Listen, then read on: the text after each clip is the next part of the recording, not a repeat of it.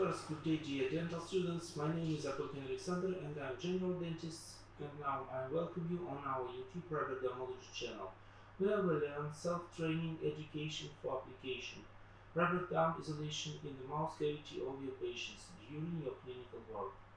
Today we speak about some service accessories for clinical work for your patient. First of all, I set up very simple rubberdam isolation through my plastic model, and then we start to discussing some ergonomic tips for patient, for max comfort of your patient and safety. Let's start. Today I work with clamp number 12A from company Torbia. It's a very nice instrument, and for my practice training I'm using rubberdam plates Nicton. I think it's very good for not only for training but also for regular clinical work for all cases.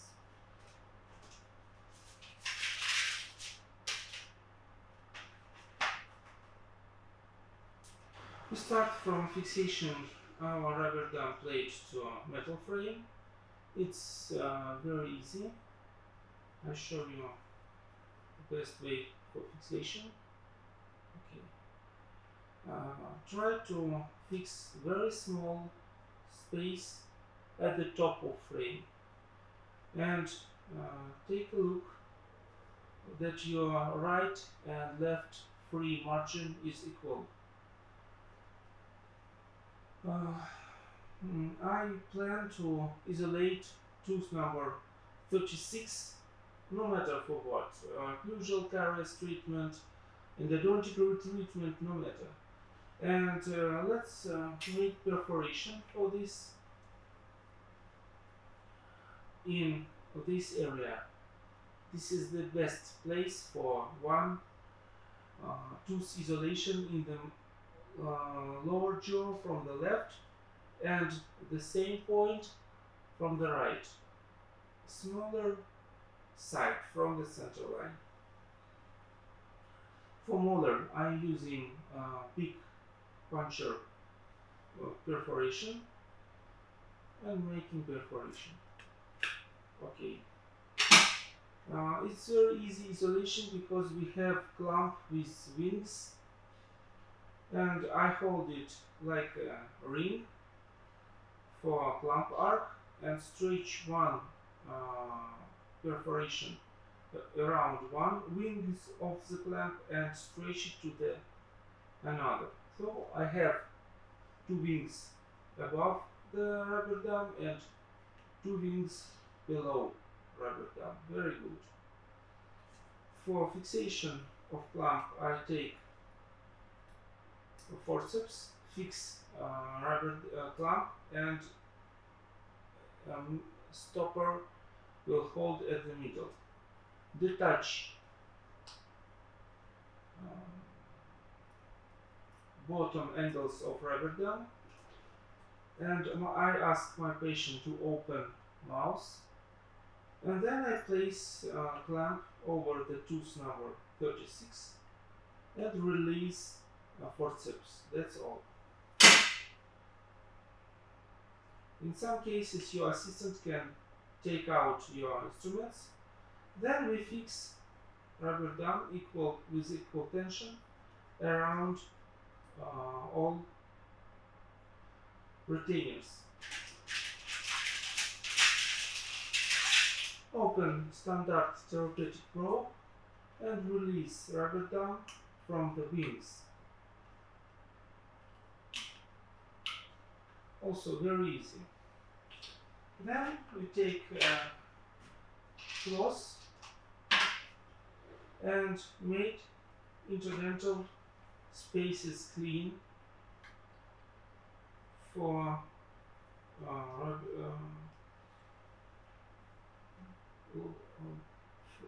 water and salve isolation. Ready. It's very easy to move your floss over the clamp arc distally and then pull floss vestibular. Okay, this is ideal isolation for endodontic treatment.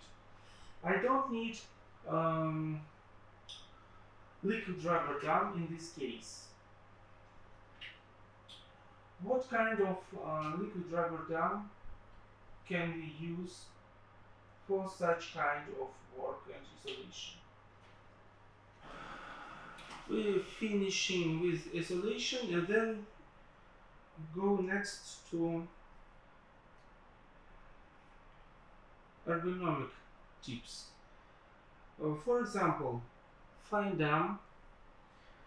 Very often I see different cases from the young doctors which pull very huge volume of liquid rubber dam around tooth.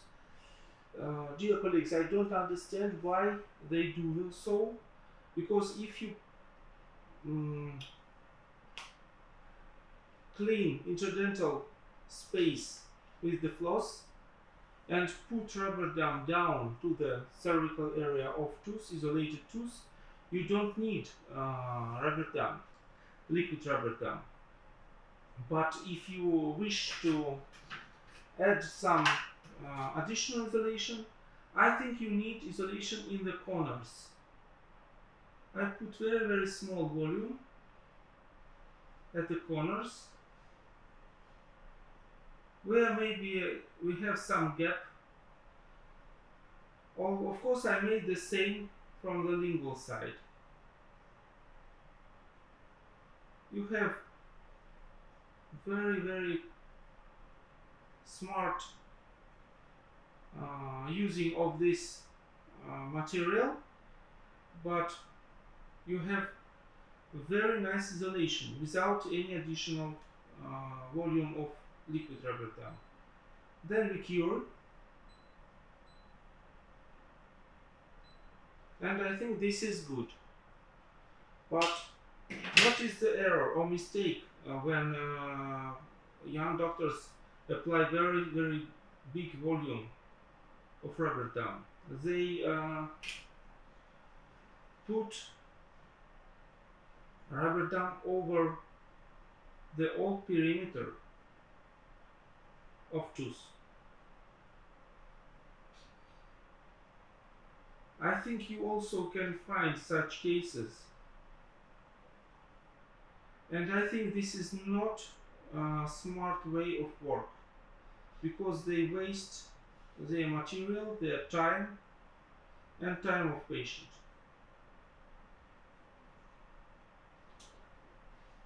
Nothing changed for isolation of these tooth in the first variant and in the second variant. Maybe it's the better way to use this material to close perforation from the handpiece and gauze. It's better work than making such margin around this tooth. Try to removing. You also waste your time to try to detach this rubber from rubber dam, from tooth, from clamps, and it's not so easy in many cases. So you're wasting your time as much as you put big volume of liquid rubber dam to your isolation. Only small drops at the corners, that's all. And then let's discuss some problems of patient during your work. First of all, patient may feel some discomfort from the water drops of your handpiece. Let's try to fix it. Sometimes I put cotton between nose of patient and lip, and then put over very small piece of mixing paper, like this. It's cover the nose, but the patient have additional space for breath, and he did not feel water from your handpiece. This is the first. The second problem, sometimes this retainer of the metal frame can press very hard to the face. So I put also cotton between the skin of the face and this metal frame. The second, very small, very easy ergonomic tip for your patient. And last one, after you working maybe even not very long, I made envelope at the working side,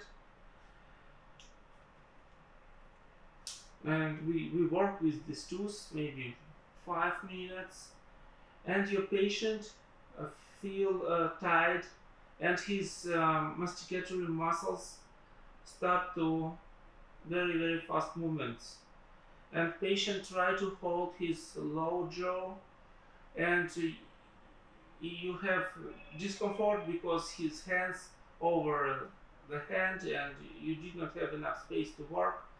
What can you do with this? With this problem you can make bite block from the orthopedic silicone. Say C silicone or maybe A silicone, no matter what you have. If you have pre-made bite block from silicone, very good, but sometimes doctors did not have it, and they waste time, and they cannot continue to work with this patient, and patient maybe feel fear with during this situation. So let's start to making blocks. For a small time I remove these cottons, and if you're working with the C silicone, very good, because it's very hard. Open our silicone and taking this with this volume.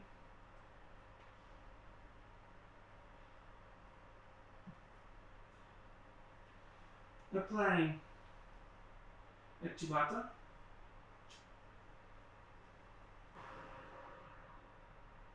Not very big volume, it's enough. And start mixing. Don't remove rubberdam during these procedures, because it's not very long. Then you explain your patient to open his mouth wider, and then very small movement back to close it, maybe for half of centimeter. I made this figure, and then I remove only 2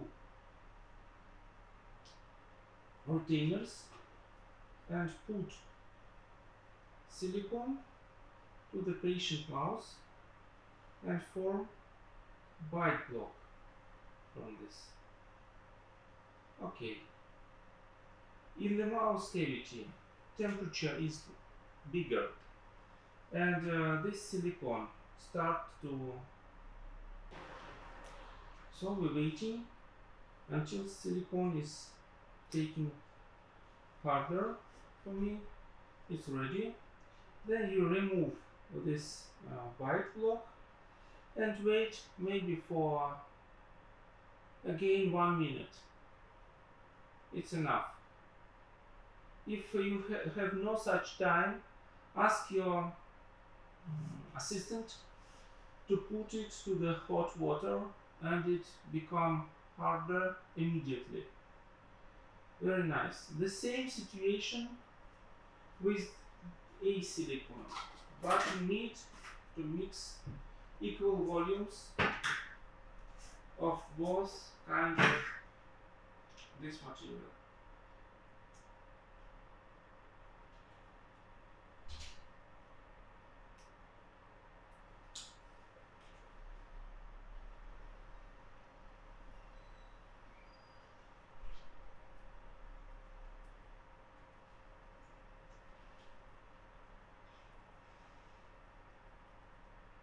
It's ready, very nice.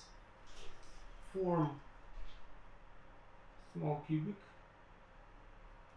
And again, ask your patient, open his mouth wider, put silicone between tooth, ask to find comfortable position, form,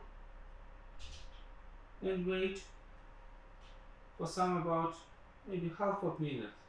Then ask patients to open mouth, and after that its form is ready. You need only waiting for polymerization.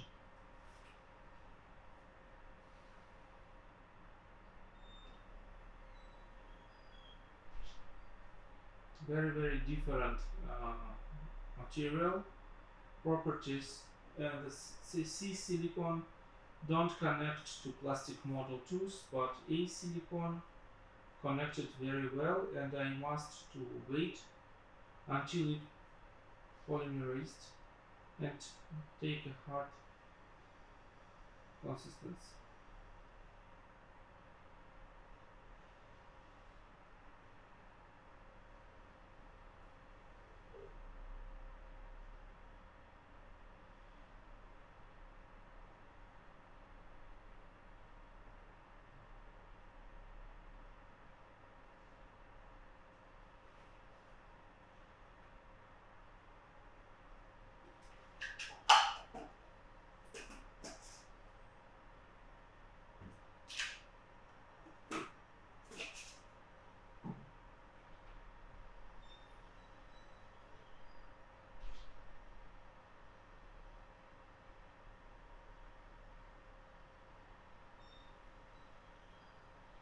But in mouse, patient tooth will covered with the silver, and silicone did not connect to them, and you feel very good, receive very good shape. I wait for 1 minute and silicone detached from the plastic tooth, and it's ready. During this minute we receive good hard material, and I place it back to patient, and then I can put back all retainers and continue to work, and patient have additional support of tooth. I hope these small tips for your patient is useful for you. Feel free to ask questions. Don't forget to press the like button and share it with your friends. Thank you. See you soon.